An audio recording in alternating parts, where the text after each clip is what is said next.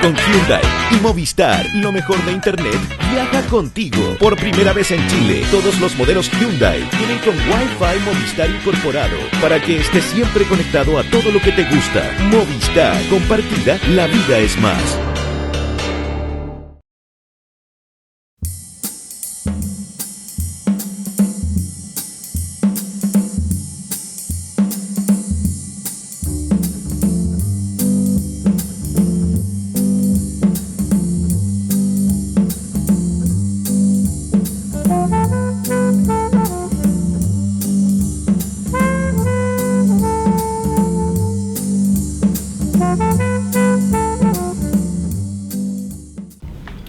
Andrés Wood, muchas gracias por aceptar esta invitación a conversar con el Post. Gracias por la invitación. Oye, vamos a hablar de hartas cosas, por de pronto de cine, de tus películas, de cómo es otro asunto, una mirada de Chile, un poco del país también, pero quiero partir con una cuestión más anecdótica que a mí en general siempre me ha producido extrañeza.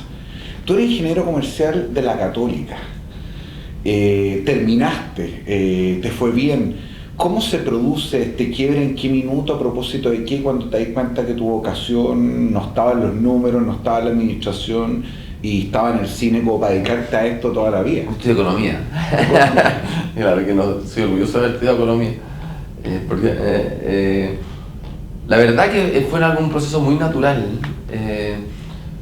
Yo siento que viví una crisis adolescente tardía.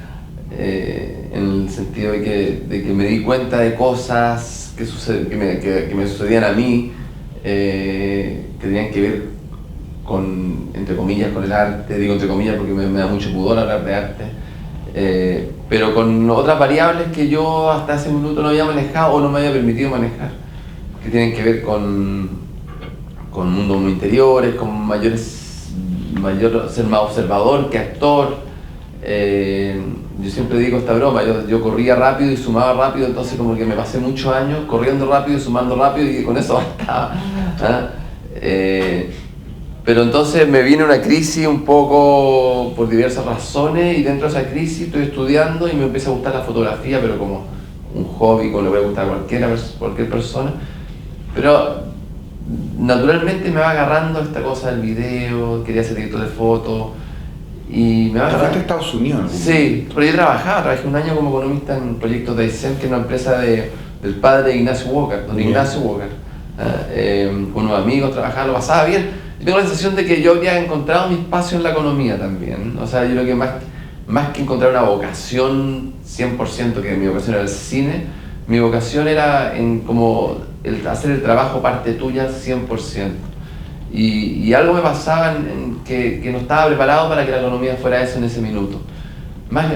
Quizás hubiera pasado el tiempo, hubiera profundizado, me hubiera encontrado con esa necesidad.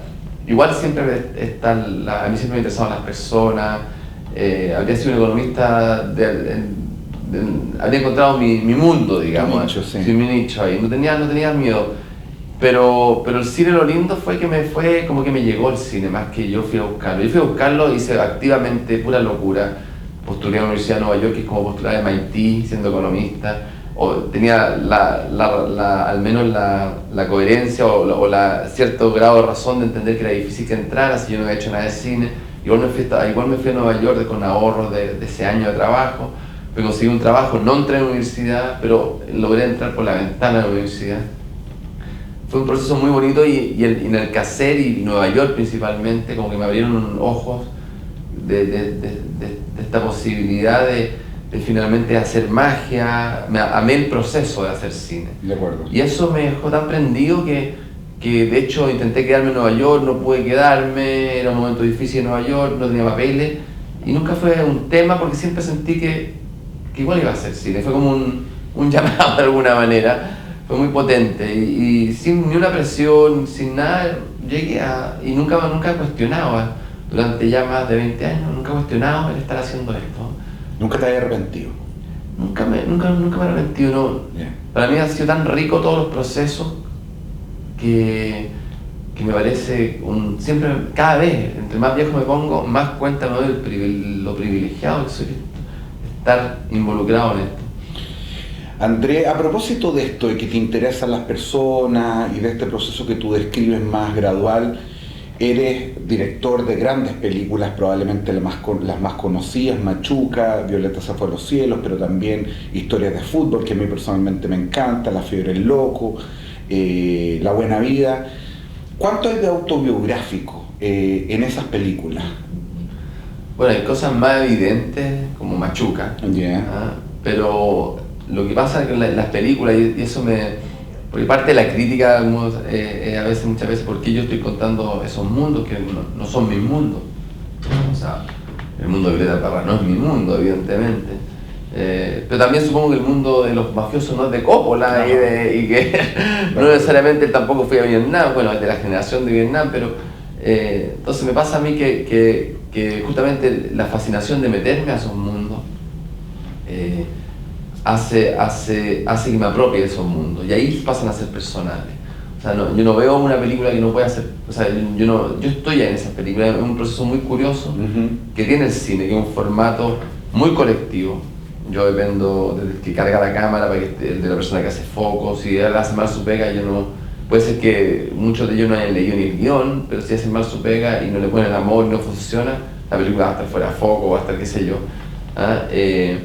Así que es un proceso que depende de muchas personas, que yo en una isla solo siempre digo tampoco haría una película, no sería capaz, pero que es un proceso que es muy personal y yo me siento muy identificado con mis películas, cada vez más te diría, en el sentido de que para desgracia quizás de muchas de ellas digo cosas que me interesa decir también puede molestar un poco eso, pero a veces creen que el formato del cine no es un espacio para decir cosas, sino más para contar historias de alguna manera. He escuchado eso también, pero a mí yo me siento muy representado por mis películas y muy ahí, como te decía, evidentemente, algunas se hacen con la memoria pura y otras se hacen a partir de la memoria emotiva, pero los dos me siento muy parte de ella.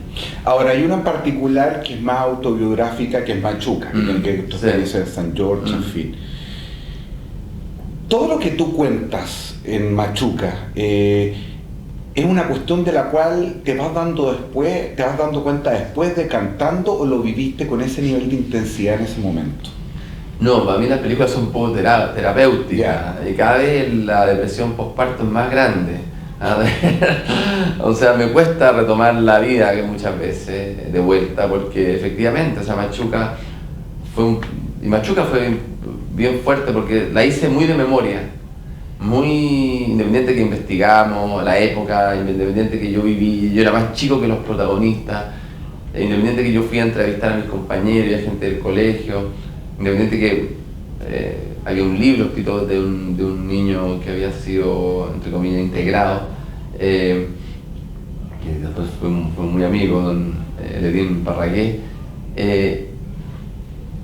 Poder reencontrarme, probablemente Machuca, fue reencontrarme con las raíces de mi opción política, de mi opción por el cine, de mi opción por las personas, unido a la familia evidentemente, pero muchas de las cosas que estoy haciendo y que pienso vienen de ahí, vienen finalmente de tener un compañero de una realidad totalmente distinta a la mía y de no tenerle miedo y de que él no me tuviera miedo a mí. Entonces esa experiencia fue muy fuerte, reconstruir eso, y efectivamente la hice muy de memoria, muy, no livianamente, pero muy, porque le pusieron mucha cabeza y mucho trabajo, pero la reflexión final fue muy potente para mí. Y algunos de esos personajes probablemente se inspiran en que eran tus amigos o compañeros de curso. Sí, totalmente. Todo, yo robo, yo no invento nada. Yo robo la realidad siempre y no solo el mundo de los Machuca, de los mundos que tanto se enojan, como retrato del mundo burgués. De acuerdo. En el caso de Violeta se fue a los cielos, tu última película, para ya entrar de lleno, hay una cuestión que alguna vez te leí en una entrevista que tú decías que era una aproximación sumamente instintiva y afectuosa. Y tomaste un riesgo, a mi juicio, bien peligroso, sobre todo para la forma en que nosotros tratamos los íconos, los ídolos, que no es hacer una biografía propiamente tal, que tiene que ver con un inicio, un desarrollo, un final. Hay personajes que prácticamente no aparecen en la película, solamente lateralmente, el mismo caso Ángel Parra, los amigos de Violeta, la Loyola, Pablo Neruda. ¿Por qué no hacerlo tradicional y optaste por hacer una cuestión más centrada en la emoción del personaje? También muy instintivo. Yeah. O sea, yo quizás lo único racional claro era que abarcarla completamente era una locura. Que también le tenía un poco pavor a algo tan didáctico. A la vez me parecía un personaje tan inclasificable, en la medida que uno lo conoce más, es un personaje tan fuera de esquemas, tan fuera que yo sentía que intentar hacer, entre comillas, una obra de arte o una película que tiene una aspiración artística era demasiado peligroso.